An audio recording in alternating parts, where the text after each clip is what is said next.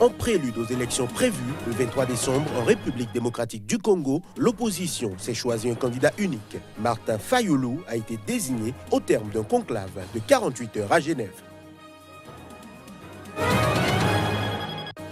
En Côte d'Ivoire, la fête séculaire de la Bissa, un des événements touristiques majeurs du pays, n'a pas eu lieu le week-end écoulé. Un échec qui est dû aux dissensions un mois après les élections municipales.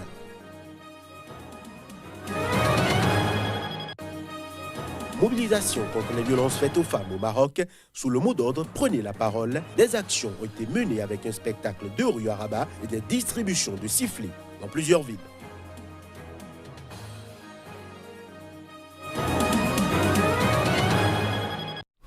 Bonjour à toutes, bonjour à tous. Merci de nous rejoindre pour ce point de l'actualité sur Sika. À 6 semaines, jour pour jour, des élections prévues le 23 décembre en République démocratique du Congo, l'opposition s'est choisi un candidat unique. Martin Fayulu, puisque c'est de lui qu'il s'agit, a reçu comme mission de refuser au préalable l'utilisation des machines à voter que les autorités commencent déjà à déployer dans le plus grand pays d'Afrique subsaharienne. Ancien cadre du privé, il a été désigné lors d'un vote des 7 ténors de l'opposition réunis pendant 48 heures à Genève. Suivons un extrait de ses premiers mots, suivi de ceux de Félix Tshisekedi. Moi, je ne suis qu'un porte-parole. Un porte-parole de ces combats pour la liberté, de ces combats pour la démocratie que nous avons engagés depuis des années, depuis de très longues années. Et nous sommes à l'aboutissement. Et je suis convaincu qu'avec votre aide, avec l'aide de Dieu, avec l'aide de nos partenaires, nous allons arriver au résultat final, c'est-à-dire rendre notre pays réellement démocratique, libre et indépendant. Le peuple a besoin des leaders qui vont l'amener au développement, qui vont l'amener à la prospérité. Et nous 7 ici, nous sommes engagés à réaliser cette œuvre pour que le Congo... après, nous allons entrer en campagne, je vais sillonner le pays. Nous avons un programme, chaque leader politique a un programme. Mais comme c'est une candidature commune, nous allons fondre tous nos programmes en un programme commun de tous les candidats que je vais conduire et avec les autres leaders. Nous devons respecter la règle du jeu démocratique. Nous sommes des démocrates, nous voulons instaurer la démocratie. Nous devons commencer par prêcher par l'exemple. Et nous allons le faire. Nous le soutiendrons. Martin, c'est désormais notre candidat commun. Nous devons le soutenir. 10e épidémie de la maladie à virus Ebola signalée dans l'Est de la République démocratique du Congo. Les autorités sanitaires ont annoncé samedi avoir franchi le cap de 200 décès. L'épidémie continue de courir dans l'Est de la République démocratique du Congo, où l'insécurité et des résistances ont rendu difficiles les activités de riposte. Depuis le début de l'épidémie en août, le cumul des cas est de 326, dont 291 confirmés et 35 probables. Au total, il y a eu 201 décès et 98 cas guéris, selon le bulletin du ministère de la Santé congolais daté de samedi. Vendredi, le bilan était de 319 cas et 198 décès enregistrés dans les provinces du Nord Kivu et de l'Ituri, dépassant celui de la première épidémie enregistrée en RDC en 1976 à Yambuku, dans la province de l'Équateur. Le ministre congolais de la Santé a indiqué vendredi qu'aucune autre épidémie au monde n'a été aussi complexe que celle actuelle dans la région de Béni. Le patron des Casques Bleus a appelé les groupes armés actifs dans la région à ne pas entraver les efforts de lutte contre la maladie à virus Ebola. Les équipes chargées de mener les activités de riposte ont dû faire face à des menaces, à des agressions physiques, à la destruction répétée de leur matériel et au kidnapping. L'Angola a inauguré samedi un nouveau champ pétrolier en eau profonde opéré par le groupe français Total. Ce nouveau champ pétrolier constitue un coup de fouet très attendu à la production du pays depuis la chute des cours du brut qui a plongé son économie en crise en 2014. Les images. Localisé à 250 km au large de la capitale Luanda, le projet Kaombo est la plus importante opération offshore jamais lancée en Angola. Inaugurée samedi par les autorités angolaises et le groupe français Total, elle a coûté 16 milliards de dollars. Ce nouveau champ pétrolier en eau profonde est considéré comme un nouveau souffle très attendu pour la production du pétrole en Angola, dont l'économie est plongée dans une crise depuis 2014, après la chute des cours du brut. 2 bateaux de plus de 300 mètres de long doivent y pomper le brut de 6 nappes éparpillées sur 800 km². Un réseau de plus de 300 km de tubes, record mondial, a été posé jusqu'à 2000 mètres sous la mer pour remonter les hydrocarbures en surface. Les 2 navires doivent à terme produire 230 000 barils par jour, soit 15% de la production actuelle du pays, pour des réserves totales estimées à 660 millions de barils. Le projet dirigé par le groupe français Total, en partenariat avec la compagnie nationale angolaise Sonangol, le chinois Sinopec, l'américain Esso et le portugais Galp, intervient à point nommé pour les autorités angolaises.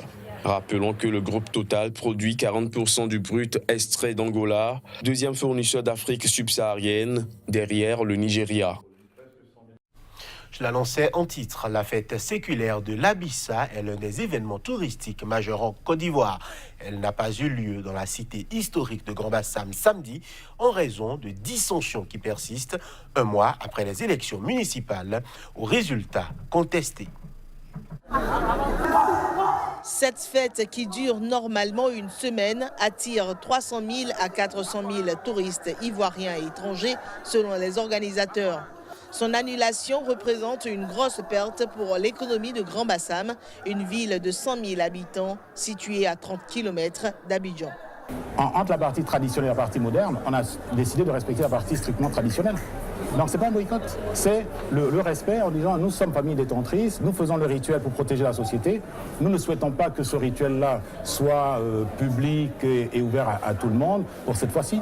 Donc je pense que c'est vraiment, on peut les remercier d'avoir respecté leurs engagements et d'avoir fait. Sinon, c'était peut-être des risques de calamité et on parle de mort et tout ça si ça ne s'était pas effectué suivant la tradition.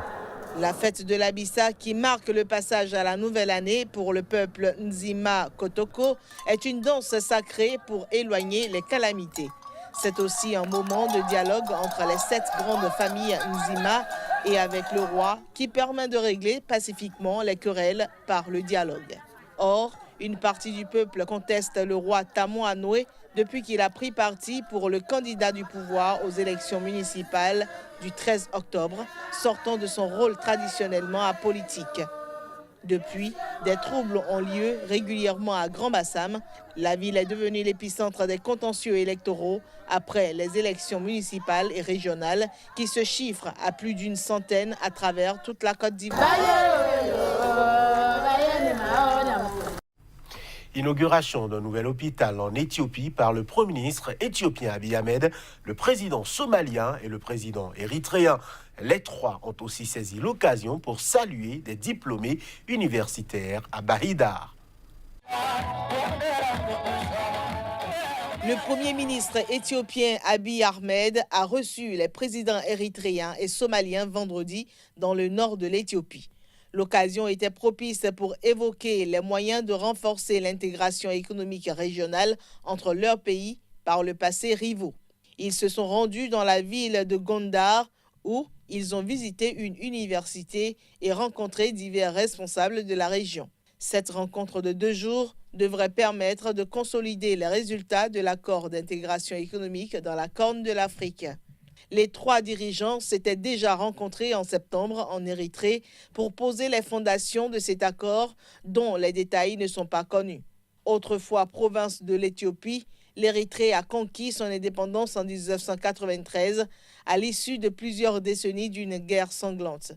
La démarcation de la frontière a ensuite provoqué en 1998 un conflit de 2 années qui a fait des dizaines de milliers de morts avant de se terminer par plus de 15 années de guerre froide, l'Éthiopie refusant de se plier aux recommandations des Nations Unies concernant le tracé de la frontière. L'arrivée au pouvoir en avril 2018 de Abiy Ahmed, un réformateur âgé de 42 ans, a changé la donne. L'Éthiopie et l'Érythrée ont signé en juillet un accord de paix. Ce rapprochement s'est matérialisé par la réouverture des ambassades et de la frontière commune et le rétablissement des liaisons aériennes, des relations commerciales et des lignes téléphoniques. La Somalie et l'Érythrée ont rétabli leurs liens diplomatiques après une longue période d'hostilité. Et l'Érythrée et Djibouti, dont les relations sont tendues depuis 2008, ont également recommencé à se parler. Mobilisation contre les violences faites aux femmes au Maroc. Sous le mot d'ordre, prenez la parole. Des actions ont été menées le week-end écoulé avec un spectacle de rue à Rabat et des distributions de sifflets dans plusieurs villes. Les images. C'est sur le quai du fleuve Bouregrey, à Rabat, que s'est rassemblée la foule. Au son de percussions et d'instruments traditionnels, elle scandait le slogan en chœur « La femme peut tout ». L'objectif de cette réunion est d'appeler les femmes à rompre le silence, à lutter contre les normes sociales et à s'informer sur leurs droits. L'activité d'aujourd'hui s'inscrit aussi dans le cadre de la campagne Baraka, qui est une campagne qui a été lancée par Oxfam en 2016 et qui vise à changer les normes sociales qui justifient les violences par le biais de la culture, de la musique et de l'art, et qui a comme public les jeunes, hommes et femmes dans les espaces publics, mais aussi dans les secteurs ou dans les zones urbaines ou rurales. Le théâtre en général, c'est un outil de sensibilisation qui peut aider quand même aux citoyens d'être au courant des lois, parce que les lois, c'est pas toujours évident de les comprendre, c'est pas toujours évident de les véhiculer. Au Maroc, le harcèlement de rue est inscrit dans les mœurs. 63% des femmes disent l'avoir subi, 53% des hommes reconnaissent avoir déjà harcelé sexuellement une femme ou une fille, selon une récente étude publiée par l'organisation ONU Femmes Maghreb.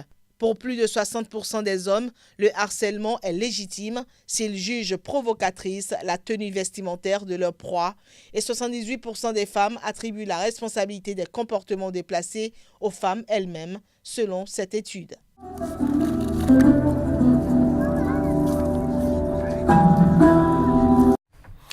C'est sur ces images de mobilisation que nous mettons un terme à cette édition. Merci de nous avoir suivis. Agréable suite de programme sur Sika. À très bientôt.